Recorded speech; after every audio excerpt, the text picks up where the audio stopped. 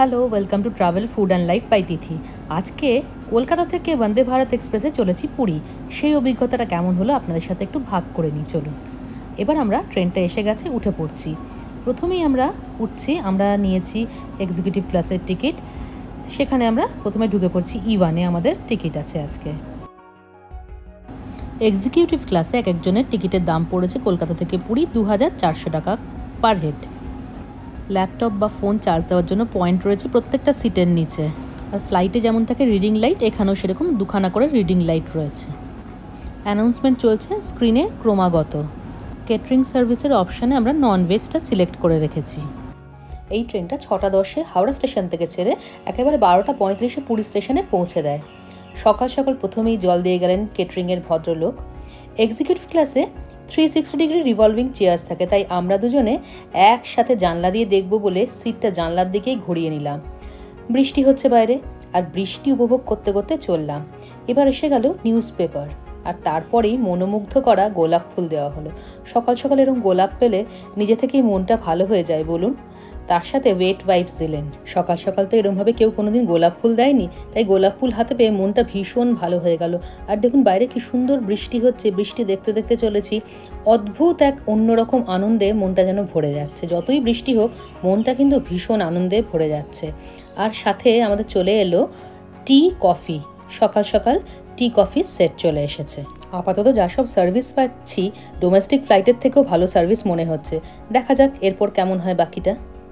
চা কফি তৈরি, গরম জল আসার আগেই এই ওটস কুকিজগুলো একটু খুলে দেখে নেব। সত্যি ভালোই করেছে, ওটস কুকিজ দিয়েছে। ময়দা খেতে খেতে যা শরীর খারাপ করে, তাই ওটসটাই একদম উপাদেয় লাগলো। আর পুপাই আমার সাথে যথারীতি এক্সচেঞ্জ করে নিয়েছে, ওট খাচ্ছে কফি আর আমাকে দিয়ে দিয়েছে টি। আর এরপরে আমরা কোলাঘাটের সেই অপূর্ব ব্রিজটার উপর দিয়ে যাচ্ছি। চা কফি খাওয়া শেষ হতে না হতেই চলে এসেছে ব্রেকফাস্ট।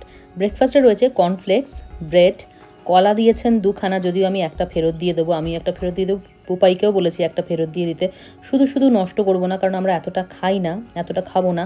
সাথে বাটার রয়েছে, জ্যাম রয়েছে, যেমন থাকে সল্ট অ্যান্ড পেপার তো থাকেই। আর এবার এই বক্সটা খুলে দেখব এই বক্সটার মধ্যে কি কি রয়েছে। তার আগে দেখিয়ে দিই, একটা ভ্যানিলা মাফিনও এনারা দিয়েছেন, আর দিয়েছেন অ্যাপি ফিজ। চলুন এবার বক্সটা খুলে দেখি তার মধ্যে কি রয়েছে। ও, ফ্রেঞ্চ ফ্রাই রয়েছে, ডিমের অমলেট রয়েছে, আর রয়েছে ও একই জিনিস দুজনকেই দেওয়া হয়েছে, মটরশুঁটি সেদ্ধ, ফ্রেঞ্চ ফ্রাইস আর ডিমের অমলেট। যদিও আমি খাই না, ফ্রেঞ্চ ফ্রাইটাই শুধু খেতে হবে, ডিমের অমলেটটা খাই না, তাও খেয়ে নেবো। এভাবে আমরা আস্তে আস্তে পৌঁছে গেলাম পুরী। একদম 12টা 35-এ পৌঁছেছি। আর ফেরার সময়টাও আমি আপনাদের দেখিয়ে দিচ্ছি কি কি ছিল।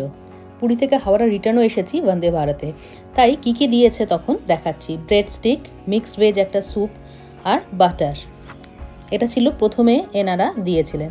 তার কিছুক্ষণ পরেই লাঞ্চ সার্ভ করেছিলেন। লাঞ্চে ছিল চিকেন নিয়েছিলাম, ননভেজ যেহেতু আমরা নিয়েছিলাম।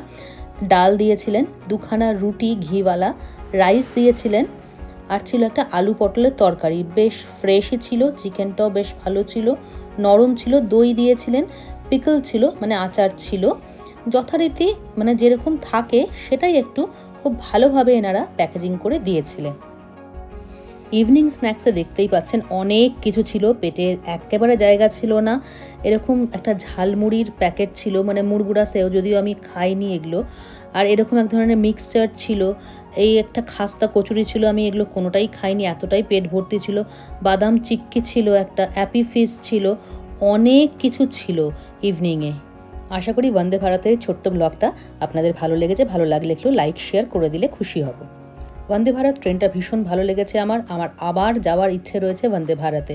আশা করি আমার এই ব্লগটা আপনাদের ভালো লেগেছে। আপনারা সবাই সুস্থ থাকবেন, খুব ভালো থাকবেন। আজকে আসি, নমস্কার।